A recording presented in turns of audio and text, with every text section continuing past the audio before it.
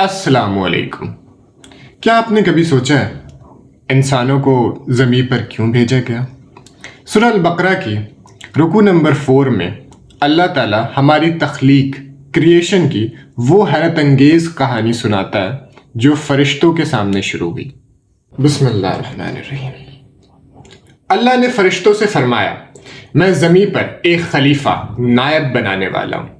The power of knowledge. फरिश्तों ने पूछा, क्या तू ऐसे को बनाएगा जो फसाद करे? मगर अल्लाह ने हज़रत आदम अलैहिस्सलाम को चीज़ों के नाम सिखाए। जब फरिश्ते वो नाम ना बता सके तो साबित हो गया कि इंसान की फजीलत उसके इल्म नॉलेज की वजह से है। इसी रुकू में इब्लीस शैतान का जिक्र है। जब अल्लाह ने फरिश्तों को आदम अलैहिस्सलाम के सामने सजदा करने का हुक्म दिया तो सब ने सजदा किया सिवाय इब्लीस के।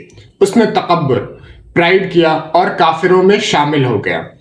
याद रखिए, तकब्बुर वो पहला गुनाह था जिसने एक इबादत गुजार को हमेशा के लिए मरदूद कर दिया। हजरत आदम और हव्वा अलैहिस्सलाम को जन्नत में रखा गया मगर उन्हें एक दरख्त ट्री के करीब जाने से रोका गया। लेकिन जब उनसे गलती हुई तो उन्होंने तौबा किया। लेसन, इंसान गलतियों का पुतला है मगर बेहतरीन इंसान वो है जो गलतियों के बाद रुकू कर अल्लाह से माफ़ी मांग ले।